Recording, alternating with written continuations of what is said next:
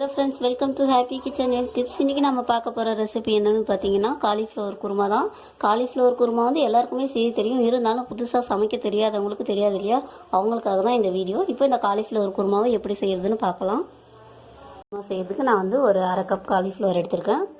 கொஞ்சமா பட்டை, லவங்கம், தேங்காய், சோம்பு, 1/4 டீஸ்பூன் சோம்பு, 1/4 டீஸ்பூன் வந்து கசகசா எடுத்திருக்கேன். வெங்காயம் வந்து ஒரு 4-5 வெங்காயம் எடுத்திருக்கேன். 2 பெரிய தக்காளி எடுத்திருக்கேன். 1 டேபிள் ஸ்பூன் வந்து இஞ்சி பூண்டு விழுது எடுத்திருக்கேன். மிளகாய் வந்து 3 மிளகாய் போட்டிருக்கேன். பச்சை மிளகாய் இது வந்து உங்களுக்கு காரத்துக்கு ஏற்ற, சில மிளகாய் வந்து காரமாக இருக்கும், சிலது காரம் இல்லாமல் இருக்கும். இது வந்து காரம் இல்லாமல் இருக்கிறதுனால நான் 3 போடுறேன். உங்களுக்கு வந்து காரம் ஜாஸ்தியாக இருக்கும்னா நீங்கள் 2 பச்சை மிளகாய் சேர்த்துக்கோங்க. இப்போ இது நம்ம வந்து கொஞ்சமாக இந்த காலிஃப்ளவர் வந்து சுடு தண்ணியில் வந்து கழுவி எடுத்துக்கலாம். பொடி பொடியாக கட் பண்ணிக்கோங்க. அப்போ தான் வந்து நமக்கு குருமாவுக்கு வந்து நல்லா கிரேவி மாதிரி வரும். அதனால் இப்போ இதை வந்து நம்ம கட் பண்ணி ஒரு பாதியை அரைச்சி எடுத்துக்க போகிறோம், ஒரு பாதியை வதக்கிக்க போகிறோம். இப்போ அதுக்கு நம்ம கட் பண்ணிக்கலாம். இப்போ நம்ம வெங்காயம் தக்காளி அரைச்சிக்கலாம். அதுக்கு வந்து நான் வந்து ஒரு பச்சை மிளகாய் எடுத்துக்கிறேன், ஒரு 2 வெங்காயம் கட் பண்ணி வச்சுருக்கேன், ஒரு பெரிய தக்காளி.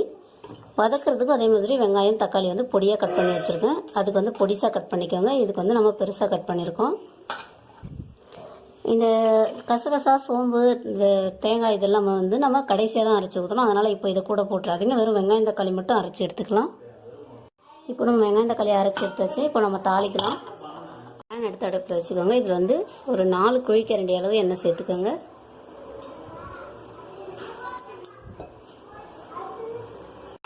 இது கூட வந்து பட்டை, பிரிஞ்சி எல்லாம் சேர்த்துக்கலாம். கூடவே வந்து வெங்காயம், பச்சை மிளகாயை சேர்த்து கொஞ்சமாக கோல்டன் ப்ரௌன் கலராக வர வரைக்கும் வதக்கிக்கலாம். அதுக்கப்புறமா தக்காளி சேர்த்துக்கலாம். இப்போ வெங்காயம் வந்து வதங்கிடுச்சு. இது கூடவே வந்து நம்ம தக்காளி சேர்த்துக்கலாம். தக்காளி சேர்த்துட்டு கொஞ்சமாக உப்பு சேர்த்துக்கோங்க, ஏன்னா நமக்கு தக்காளி வந்து சீக்கிரமாக வதங்கிடும். இப்போ வெங்காயம் தக்காளி வந்து நல்லா வதங்கிடுச்சு. இது கூடவே வந்து நம்ம அரைச்சி வச்ச வெங்காயம் தக்காளி சேர்த்துக்கலாம். இது கூடவே வந்து இஞ்சி பூண்டு பேஸ்ட்டையும் சேர்த்துக்கோங்க. இதோட பச்சை ஸ்மெல் போகிற வரைக்கும் லைட்டாக வதக்கிக்கலாம்.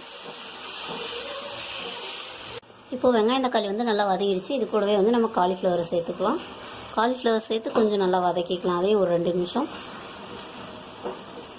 இது வந்து நல்லா வதங்கிடுச்சு. இது கூட நம்ம மசாலாவை சேர்த்துக்கலாம். ஒரு 1/4 டீஸ்பூன் மஞ்சள் தூள் சேர்த்துக்கோங்க.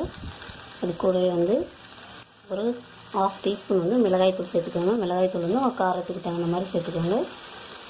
1 டேபிள் ஸ்பூன் அளவு தனியாத்தூள் சேர்த்துக்கோங்க.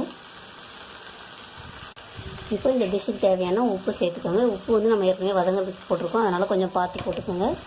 இது லைட்டாக சும்மா ஒரு திருப்பி விட்டுட்டு அதுக்கப்புறமா நம்ம தண்ணி சேர்த்துக்கலாம்.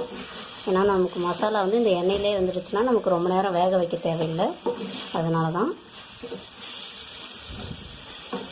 இது கூட்டி வச்சு ஒரு 10 நிமிஷம் கொதிச்சா போதும். நல்லா அந்த காலிஃப்ளவர் வந்து சாஃப்டாக ஆகுற வரைக்கும் நமக்கு வந்து குருமா வந்து நல்லா திக்காக ஆகணும், அதையும் பார்த்துக்கோங்க. இதில் வந்து நான் வந்து ஒரு 1/2 லிட்டர் தண்ணி சேர்த்துக்கிறேன்.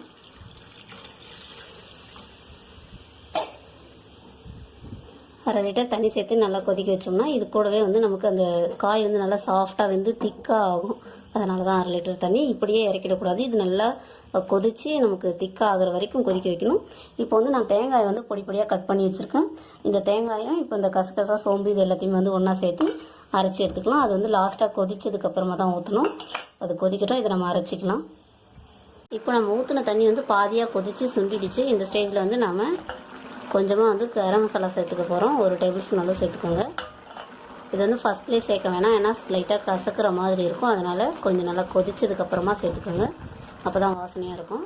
இப்போ நம்ம அரைச்சி வச்சுருக்க தேங்காய், சோம்பு, கசகசாலாம் சேர்த்துக்க போகிறோம். இது சேர்த்து ஒரு 2 நிமிஷம் கொதிச்சா போதும், ரொம்ப கொதிக்க தேவையில்லை, அதுவே திக்காகிடும்.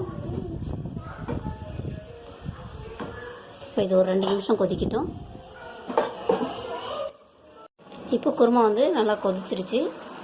நமக்கு போதுமான அளவு குருமா சுண்டிடுச்சு. இந்த அளவுக்கு இருந்தால் போதும். இதுக்கு மேலே கெட்டியாக வேணாம், இதுவே கரெக்டான பதம் தான். இப்போ வந்து நம்ம கடைசியாக வந்து கருவேப்பிலை, கொத்தமல்லி எல்லாம் போட்டுக்கலாம்.